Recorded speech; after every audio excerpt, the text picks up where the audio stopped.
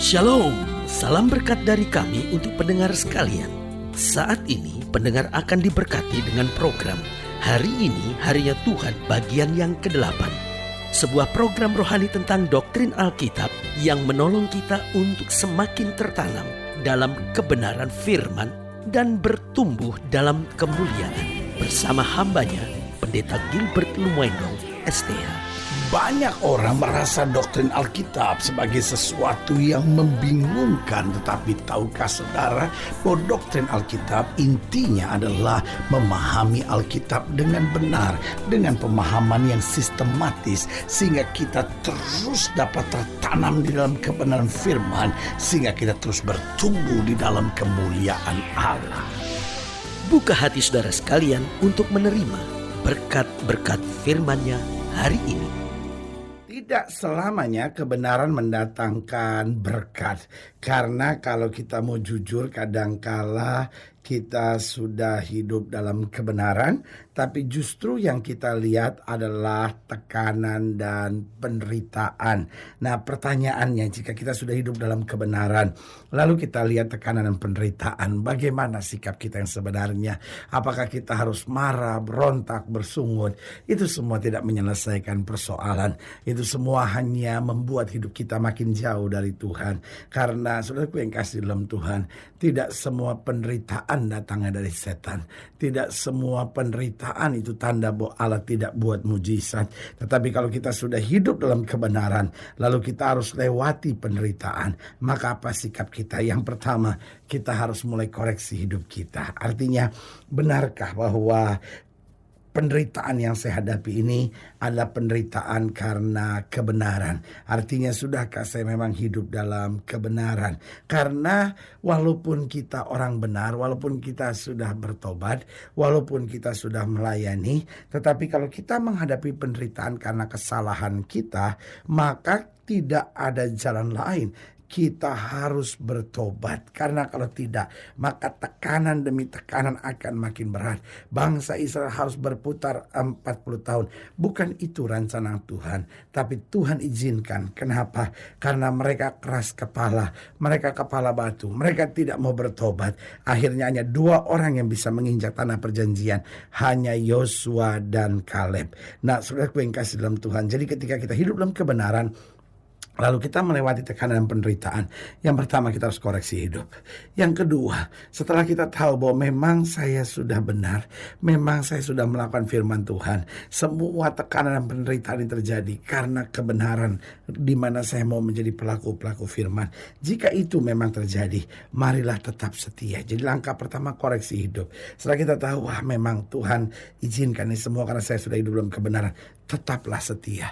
Kita setia bukan karena keadaan yang menyenangkan. Karena kalau keadaan menyenangkan itu namanya bukan setia, itu balas budi, saudara-saudara, ya kan? Ada banyak orang bilang, waduh pendeta saya mau setia, tapi situasinya buruk. Loh, setia itu justru di tengah situasi seperti itu, ya kan? Yang ketiga, apa yang harus kita buat kalau kita sudah hidup dalam kebenaran, lalu yang kita lihat tekanan dan penderitaan, maka kita harus mohon selalu pewahyuan Tuhan, agar Tuhan ngatur hidup kita, agar Tuhan beritahu jalan apa yang harus kita buat, langkah-langkah apa yang harus kita ambil, situasi-situasi ini harus kita hadapi bagaimana. Mohon selalu pewahyuan Tuhan, karena Alkitab berkata umatku binasa karena tidak adanya pewahyuan dari Tuhan. Artinya kalau Tuhan memberi pewahyuan buat kita, disingkapkan segala yang terselubung, kita jalan dalam kehendak Tuhan yang sempurna. Haleluya. Dan yang keempat, apa yang harus kita buat ketika kita sudah hidup dalam kebenaran, tapi kita harus lewati tekanan dan penderitaan?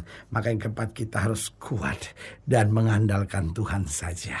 Karena saudaraku yang kasih dalam Tuhan, waktu kita tetap kuat dan mengandalkan Tuhan saja, di situ kita melihat kasih Tuhan dicurahkan luar biasa. Haleluya. Selamat datang dalam program kita hari ini, harinya Tuhan. Sebuah program rohani yang kembali mengingatkan kepada kita betapa pentingnya kita menjadikan firman Tuhan sebagai dasar keseharian hidup kita. Karena selama kita menjadikan firman Tuhan sebagai dasar keseharian hidup kita, langkah-langkah ke depan kita penuh dengan kepastian, kemenangan, berkat, mujizat, dan perkara-perkara besar. Haleluya. Dan dalam program ini kita memang sedang membahas tentang penderitaan karena kebenaran. Ada penderitaan karena salah, ada penderitaan karena dosa, ada penderitaan karena serangan iblis, tapi ada juga penderitaan karena kita hidup dalam kebenaran. Kalau itu karena kebenaran berdiri tegak, kemenangan tetap ada di tangan orang percaya. Haleluya. Nah, saudaraku yang kasih dalam Tuhan, dalam pembahasan kita tentang penderitaan karena kebenaran, kita mau sama-sama belajar dari Yeremia pasal 20. Yeremia pasal 20 ayat 1-6, demikian firman Tuhan. Di bawah judul perikop, kutuk atas Pasyur karena memenjarakan Yeremia. Pasyur bin Immer, imam yang pada waktu itu menjabat kepala di rumah Tuhan, mendengar Yeremia menubuatkan perkataan-perkataan itu. Lalu Pasyur memukul Nabi Yeremia dan memasungkan dia di pintu gerbang Benyamin yang ada di atas rumah Tuhan. Saudara bisa lihat, saudara yang kasih dalam Tuhan, seorang hamba Tuhan bernubuat, seorang nabi Allah mendapat pesan Allah, lalu dia sampaikan tanpa dia tambahi, tanpa dia kurangi. Apa yang terjadi? Ayat yang kedua bilang, Pasyur memukul Nabi Yeremia dan memasungkan dia di pintu gerbang Benyamin yang ada di atas rumah Tuhan. Tetapi ketika Pasyur keesokan harinya mengeluarkan Yeremia dari pasungan itu, berkatalah Yeremia kepadanya, Tuhan akan menyebut namamu bukan Pasyur, melainkan kegentaran dari segala jurusan.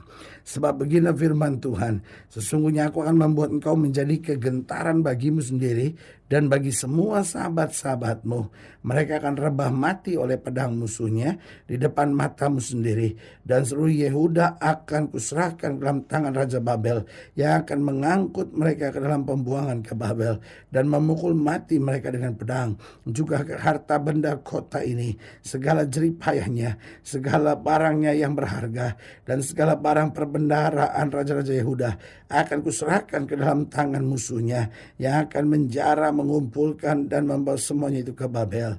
Mengenai engkau, hai Pasyur, dan semua orang yang diam di rumahmu, kamu akan diangkut tertawan. Engkau akan sampai ke Babel dan akan mati di sana, dan akan dikuburkan di sana engkau ini dengan semua sahabatmu yang kepadanya engkau telah bernubuat palsu.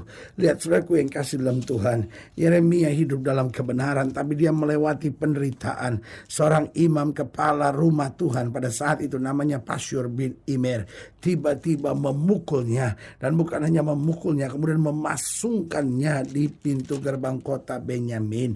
Saudaraku yang kasih dalam Tuhan, pertanyaannya apa yang menyebabkan kok di tengah kebenaran ada penderitaan? Sebagian kita akan berkata, kenapa Tuhan izinkan? Kenapa Tuhan biarkan? Tuhan kan sanggup mencegah supaya itu tidak terjadi. Yang pertama, karena Tuhan mau memurnikan. Saudaraku yang kasih dalam Tuhan, sama seperti emas dan perak, ketika dimurnikan, dia diuji dengan api. Alkitab berkata, my God is a consuming fire. Allah kita adalah api yang menghanguskan. Saudaraku yang kasih dalam Tuhan, itu sebabnya Alkitab berkata, aku membaptis kamu dengan air, kata Yohanes Pembaptis, tapi dia yang datang kemudian daripadaku itu membuka kasutnya pun aku tidak layak. Dia akan membaptiskan kamu dengan Roh Kudus dan dengan api. Artinya ketika seorang sudah dibaptis dengan Roh Kudus, Tuhan mau melewati dia dengan baptisan api, dimurnikan supaya hidupnya makin berkenan, supaya fokusnya makin jelas, supaya hatinya hanya terarah kepada Yesus saja. Saudaraku yang kasih dalam Tuhan, Yeremia diizinkan oleh Tuhan melalui semuanya sehingga pelayanannya makin murni, bukan karena semua orang suka sama dia, bukan karena khotbahnya disukai semua orang, tidak, tetapi meskipun orang marah, meskipun orang melakukan yang jahat, dia tetap murni dalam berita-beritanya. Berarti apa yang menyebabkan di tengah kebenaran ada penderitaan? Tuhan mau memurnikan. Mungkin engkau sebagai seorang istri yang cinta Tuhan, berusaha ngalah sama suami, tapi terus ada penderitaan. Biarkan. Kenapa? Karena Tuhan sedang mau memurnikan kita, supaya kita dijumpai Kristus sebagai mempelai yang tak bercacat celah di hadapannya. Yang kedua, apa yang menyebabkan di tengah kebenaran ada penderitaan? Kok sepertinya Tuhan gak bela? Karena saudaraku yang kasih dalam Tuhan, Tuhan sedang melatih kita. Sama seperti seorang anak sedang dilatih tinju oleh ayahnya. Anak anaknya berkata, papa capek, papa saya gak kuat, papa saya letih, papa saya sakit latihan tinju. Papanya bilang, tidak sayang, papa tuh sayang sama kamu, papa mau kamu berprestasi, papa lihat bakat kamu ini di tinju. Anak ini terus dilatih, dia berkeringat. Ada saatnya dia ngomong sama temennya, aduh capek banget, papa saya tuh gak pernah mau ngerti, saya tuh lelah banget latihan ini. Tapi terus dilatih, dan akhirnya dia bisa menjadi juara dunia tinju. Saudaraku yang kasih dalam Tuhan, ini yang saya bilang, Tuhan izinkan penderitaan. Mulanya kita gak terima, gak bisa, gak kuat, tapi setelah latihan demi latihan, justru kita melihat banyak mujizat dan kemenangan. Haleluya.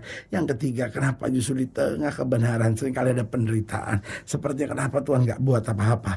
Yang ketiga, karena Tuhan mau menuntun kita dalam pengalaman mujizat. Tuhan gak mau kita hanya menjadi pendengar bahwa Yesus sumber segala mujizat, tapi Tuhan mau kita mengalami bahwa dia sumber segala mujizat. Artinya dia bawa kita pada pengalaman-pengalaman di mana mujizat terjadi dan kita berkata, sungguh Tuhan, kalau bukan karena kasih setia Tuhan, tidak akan aku ada sebagaimana aku ada. Tidak akan aku lihat mujizat-mujizat yang luar biasa itu. Karena itu saudaraku yang kasih dalam Tuhan, Tuhan memurnikan, Tuhan melatih, Tuhan mau menuntun kita dalam pengalaman mujizat. Dan yang keempat, yang terakhir, Tuhan mau kita menjadi orang-orang yang setia di dalam segala hal. Saudaraku yang kasih dalam Tuhan, kita setia bukan hanya ketika kita diberkati, tapi kita juga setia tatkala berkat belum turun, tapi kita bilang, aku percaya Allahku tidak pernah akan mengecewakan aku. Haleluya. Saudaraku yang kasih dalam Tuhan, jika saudara ingin dilayani lebih jauh, hubungi kami melalui telepon, hubungi kami melalui surat, kunjungi website kami. Karena kami ada untuk membawa Bapak Ibu saudara senantiasa lebih dekat pada Tuhan dan mengalami kasih kuasa mujizat yang luar biasa. Secara khusus melalui program ini juga, saya mau berdoa buat siap saudara yang sakit, siap saudara yang berbeban berat. Karena saya percaya bahwa bagi Allah tidak ada perkara yang mustahil.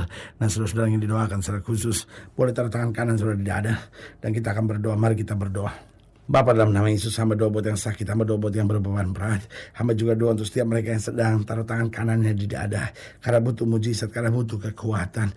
Mungkin hari-hari kami sudah hidup dalam kebenaran, tapi kami harus lewati penderitaan. Bapa, hamba doa di dalam nama Yesus, cabut kata sungut-sungut, cabut hati yang kecewa, kuatkan kami menghadapi semuanya, sehingga kami tetap setia, sehingga kami tetap dituntun oleh Tuhan lewat pengalaman mujizat. Kami terus dilatih, dimurnikan, sehingga hidup kami makin hari makin berkenan kepada Kristus. Di dalam nama Yesus kami berdoa. Haleluya. Amin. Saudaraku yang kasih dalam Tuhan, kita sudah berdoa. Ingat, tidak pernah Allah lalai menepati janjinya. Inilah saatnya buat kita untuk bangkit, bersemangat, bersukacita dalam menghadapi segala perkara. Karena kita tahu Yesus hidup, Yesus berkuasa, dan selalu menyediakan yang terbaik buat anak-anaknya. Doa saya menyertai saudara. Sampai berjumpa pada program berikut, dan jangan lupa, jadikan hari ini harinya Tuhan. Haleluya.